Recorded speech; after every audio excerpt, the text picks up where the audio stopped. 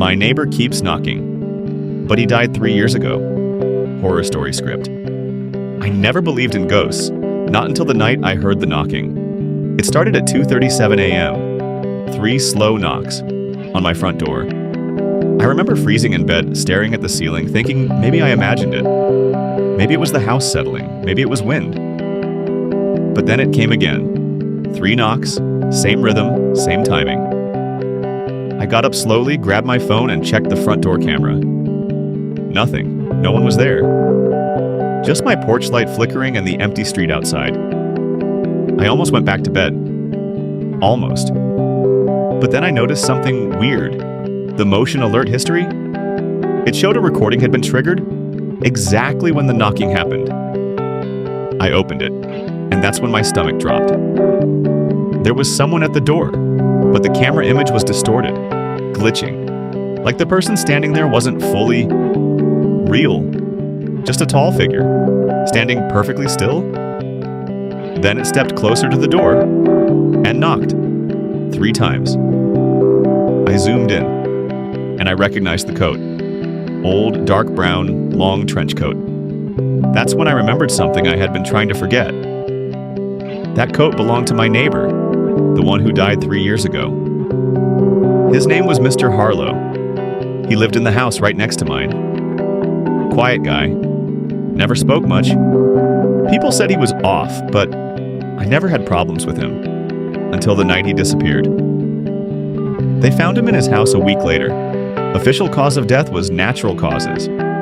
But the rumor in the neighborhood was different. People said he didn't just die, they said something happened in that house. Something they wouldn't talk about. After that night, I stopped watching the video, locked my door, checked every window, and convinced myself it was just a glitch, until the next night. 2:37 a.m. again, 3 knocks. But this time, louder. Like whoever or whatever was outside was closer. I didn't go to the door. I stayed in bed, eyes open, listening. And then I heard it. Scratching, slow, deliberate, right beside the door handle, like someone trying to remember how to open it. Then a voice, low, raspy. Mark. I froze. No one had called me Mark in years, not since I was a kid. I didn't respond. The scratching stopped. Silence. For a moment, I thought it was over. Then the door handle turned. Once, twice, slowly, like whoever was outside was testing it. I grabbed my baseball bat from under the bed and moved quietly toward the hallway. My phone flashlight flickered in my hand. "Who's there?" I called out. No answer, just breathing. Heavy. Right on the other side of the door. Then the voice again, closer. "May Ark, you forgot me." My blood ran cold, because I did know that voice. It was Mr. Harlow. But that was impossible, he was dead. I looked through the peephole. Nothing, just darkness. But then something moved. A shadow blocking the entire view. Too close, too tall. And then, knock, right on the door. So hard the frame shook. I stepped back, and that's when the lights in my house flickered. Once, twice, then went out completely. Darkness. Absolute silence. Except for the breathing, right behind the door. I didn't sleep that night. When morning came, I checked outside. No footprints, no damage, nothing. But my door had 3 deep scratches carved into the wood, perfectly spaced, like knuckles dragging down slowly. I called the police. They said there was no sign of forced entry. They told me to install better lighting. They didn't believe me, but I knew what I heard. The next night, I tried something different.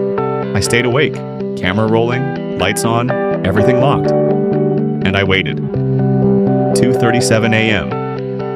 Exactly on time, 3 knocks. I recorded everything. I whispered, "Show yourself." And the knocking stopped for a full minute. Then the camera glitched, just like before. The footage distorted, and I saw him again. Mr. Harlow, standing at my door. Except this time, he wasn't just standing, he was smiling. Wrong, too wide, like his face wasn't built for it, and he raised his hand and pointed at me, even through the door, like he knew I was watching.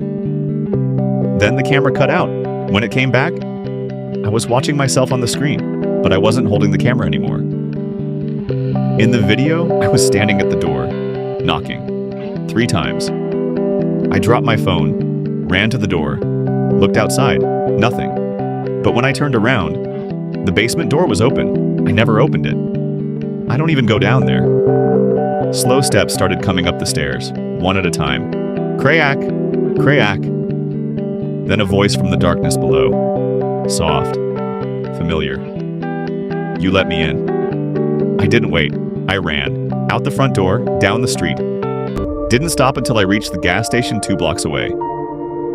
I told the clerk to call someone, but when I looked back at my house, the front door was open, and someone was standing in the doorway, watching me, wearing that same trench coat. Except now, it looked like it was part of him, like the fabric was growing into his skin. Then he waved, slow, like a neighbor saying hello. 3 years later, I still don't live there, but sometimes I still hear it. 3 knocks at exactly 2:37 a.m.